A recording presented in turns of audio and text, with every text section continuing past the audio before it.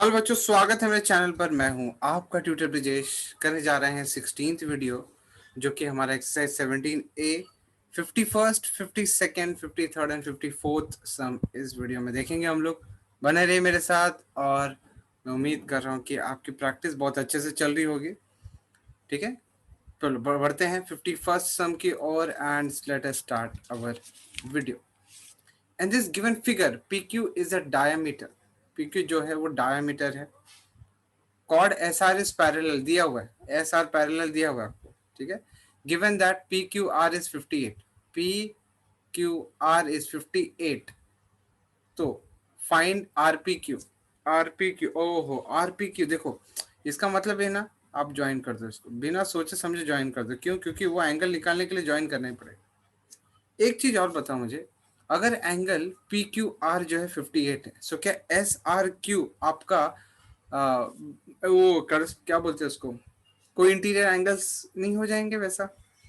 मतलब angle angle since यहाँ पे लिखेंगे since S R is parallel to P Q, so therefore angle S R Q plus angle R Q P is equal to 180 degree interior angle, co-interior angles, right? Co-interior angles अगर parallel है तो। Now S R Q plus R Q P, now S R Q नहीं पता, R Q P पता है आपको। So angle S R Q is equal to 180 minus 58 and that is equal to 180 minus 58 कितना होता है? 180 में से 58 माइनस करेंगे तो आपको एंगल मिलेगा 122 130 122, दिस इज 122 डिग्री।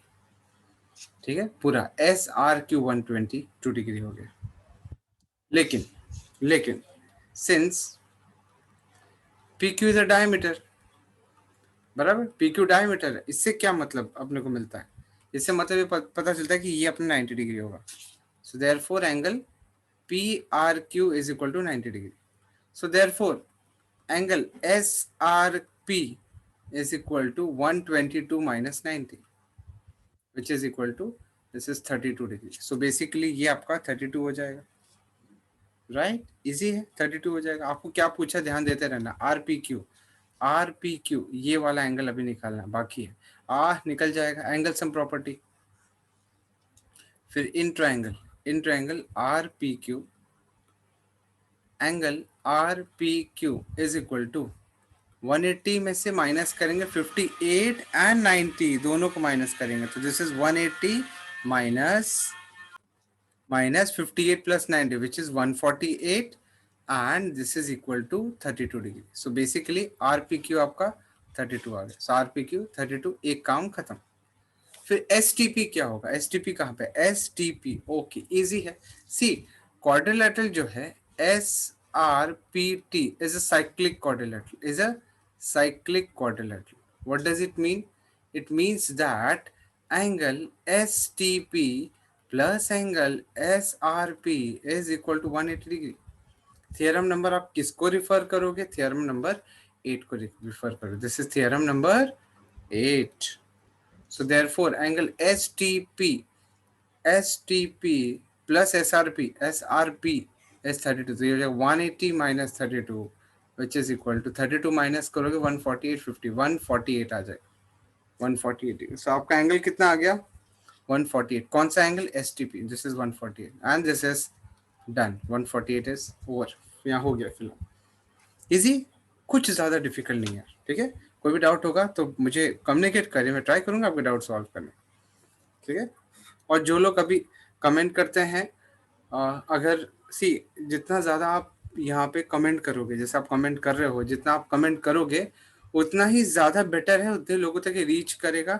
लेकिन मैं ये भी रिक्वेस्ट करूँगा कि जो लोग यहाँ पे फॉल्स कमेंट कर रहे हैं, जो यहाँ पे अब्यूजिव कमेंट्स करते हैं, इन लोग के लिए स्पेशल मैसेज है कि आप प्लीज़ यहाँ पे गंदा क्राउड ना क्रिएट करें, एक नेगेटिव इम्पैक्ट ना क्रिएट करें, गंदगी क्रिएट ना करें। सो यहाँ पे गंदे कमेंट्स प्लीज अवॉइड करें। मत आओ यहाँ पे, अगर आपको नहीं पढ़ना है, नहीं कुछ देखना है तो आप मत आओ। लेकिन यहाँ पे मेरा टाइम बर्बाद मत करो और अपना भी टाइम बर्बाद मत करो, जो लोग गंदे कमेंट्स, बेफालतू कमेंट्स लिखते हैं, ठीक है। और जो लोग पढ़ रहे हैं उनको प्लीज़ पढ़ने दिया जाए। जो लोग ध्यान से जो इसको अपने डेवलपमेंट के लिए यूज़ कर रहे हैं फॉर फिलहाल अभी 10th स्टैंडर्ड का एग्जामिनेशन आने वाला है, सो प्लीज़ उनको पढ़ने दें, ठीक है। सो चलो अभी करते हैं आगे 50 सेकेंड सम की ओर बढ़ते हैं गाइस, 50 सेकेंड सम की ओर बढ़ते हैं। 50 सेकेंड में आपको बोला है A B is a diameter, centre दिया हुआ ओ, ओडी इज पैरेलल, ये मार्क करना जरूरी, OD is parallel to BC, AOD is 60, AOD is 60, ठीक है। Calculate numerical value of EBD, चलो वो तो बात की बात है, एक बात समझो मेरी, मुझे एक बात बताओ, क्या AO और OD इक्वल नहीं है, ये और ये इक्वल नहीं है ना? क्यों? रेडियस ऑफ सेम सर्कल, तो क्या मैं ये बोल सकता हूँ कि ये एंगल और ये एंगल सेम होगा? राइट, दोनों सेम होगा। ये दोनों सेम है, अगर ये x है और यहाँ पे भी x है, तो क्या हम इंडिविजुअल वैल्यू ऑफ x निकाल सकते हैं? राइट, उसको निकालते हैं हम लोग। यहाँ पे लिखेंगे AO is equal to OD, radii of same circle, radii of same circle, right, it is radii of same circle, therefore triangle AOD is an isosceles triangle, is an isosceles triangle. So इसका मतलब क्या हो गया? therefore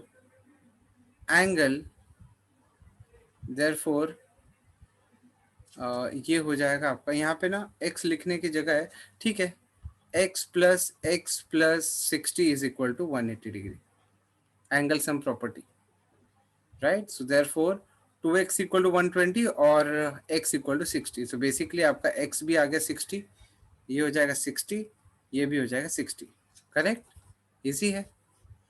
और यहाँ पे लिख दो कि let angle OAD is equal to x, अभी x आपका 60 आ गया, ठीक है। उसको वाइप आउट करता हूँ मैं, यहाँ पे थोड़ा सा क्लियर कर देता हूँ, या थोड़ा बेटर तरीके से लिख लेते हैं हम लोग इसको। सो ये आपका x is equal to 60, x is equal to 60, ठीक है, समझ में आ गया। अब इसमें दिया है कि आपका OD is parallel to BC, so OD is parallel to BC, so इसका मतलब क्या हो गया? therefore एंगल पैरेलल है ना, इफ इट इज पैरेलल, सो हम क्या बोल सकते हैं, हमें यहाँ पे एंगल एक तो कौन सा चाहिए, हाँ, so angle AOD is equal to angle OBC, मतलब therefore angle OBC is equal to 60 degree. कौन सा 60 डिग्री? ये वाला 60 डिग्री, राइट। नाउ अब ऑब्जर्व करो, quadrilateral ADBC is a cyclic quadrilateral, so therefore we say that angle A is equal to angle C, sorry, angle A plus angle C is 180, क्या बोल रहा हूँ, okay, therefore 60 plus angle C is equal to 180 degree, so therefore angle C जो हो जाएगा वो हो जाएगा आपका 120, बेसिकली ये वाला एंगल आपका 120 हो गया, राइट, ये वाला 120 हो गया। अब पूछा क्या, चलो देखते हैं, अच्छा ये भी 120 होगा, लीनियर पेयर, करेक्ट, वो भी 120 होगा। अब देखो पूछा क्या, ABD ABD वो पहला ही एंगल है जो उसने हम लोग को मतलब ऐसा एंगल बनाना पड़ा, ठीक है, कोई बात नहीं। सो ABD, अब यहाँ पे ध्यान दो गाइस, अगर ये y है तो ये भी y है, क्यों? आइसोसेलेस ट्रायंगल कैसे हुआ? OB and OD are radii of same circle, OB is equal to OD, radii of same circle, radius, right, ये रेडियस ऑफ सेम सर्कल है, so therefore angle, therefore let angle OBD is equal to angle ODB is equal to y, so therefore in triangle ODB y plus 120 is equal to 180, so therefore 2y is equal to 60 and y is equal to 30, y हमारा 30 आ गया, right, सो y 30 हो गया, सो ये 30 हो गया, ये भी 30 हो गया। पूछा क्या उसने, angle ABD, therefore angle ABD is equal to 30 degree, उसके बाद DBC, DBC, therefore angle ODB is equal to angle DBC, alternate angles. इसका मतलब angle DBC is equal to 30 degree, ये भी हो गया। और ADC निकालना, therefore angle ADC is equal to 60 plus y which is 60 plus 30। ADC, sorry, 60 plus y नहीं आएगा, 60 प्लस, एक मिनट को क्लियर कर दूं मैं। अच्छा, अपने को अभी निकालना एक एंगल बचा हुआ निकालना यार। ओके, एक एंगल बचा हुआ, कौन सा? ये वाला एंगल, ये वाला एंगल बाकी रहे। ये वाला एंगल कैसे निकालेंगे guys? ADC plus ADC plus हो जाएगा आपका, वेट गाइस, आपका एडीसी प्लस देख साइक्लिक क्वाड्रिलेटरल हो रहा है, देखो cyclic quadrilateral. ADC plus angle, ADC plus angle 1 2 3, ADC plus angle ABC is equal to 180, cyclic quadrilateral. So therefore angle ADC is equal to 180 minus ABC, 180 minus ABC which is equal to 180 minus 60, that is equal to 120. So basically अपने को ADC भी आ गया 120। आया समझ में guys? ठीक है, पहले हमने क्या किया, कोई बता सकता है हमें यहाँ पे? पहले हमने क्या किया, देखो ये x है तो ये भी x है, साइकिल ये आइसोसेलेस। अपने को दिया क्या था, AOD, ये 60 है तो ये भी 60 आ गया, ये भी 60 आ गया। अगर ये 60 है तो ये 120 हो गया, राइट, ये 120 हो गया बराबर, ऑब्वियसली। अच्छा, साइक्लिक क्वाड्रिलेटरल है कौन, ADCB, तो ये 60 है तो ये 120 हो गया। फिर यहाँ पे एक लाइन बना दिया हमने, ये दोनों इक्वल है तो ये हो गया हमारा 30, ये भी हो गया 30 क्योंकि आइसोसेलेस है, राइट, इतना हो गया। उसके बाद और साइक्लिक है कौन, ADC भी साइक्लिक है तो ADC जो है ABC का सम जो है 180 हो जाएगा total, ADC and ABC।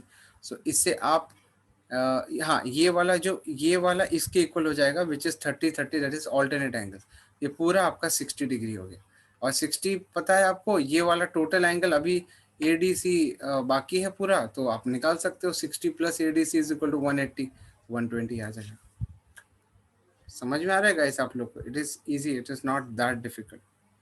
ADC, ठीक है, आगे बढ़े हम लोग। Let us try moving forward.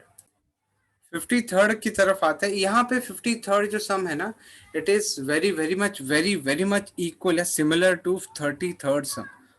So to understand how to solve this sum, kindly visit my video number 11 जिसमें 33rd सम मैंने करवाया है ना, उस पे ही बेस्ड है ये सम। तो वापस मैं सोचा रिपीट ना करूं, आप लोग इसको 33rd सम को रिफर करके इस सम को भी आप सॉल्व कर सकते हैं।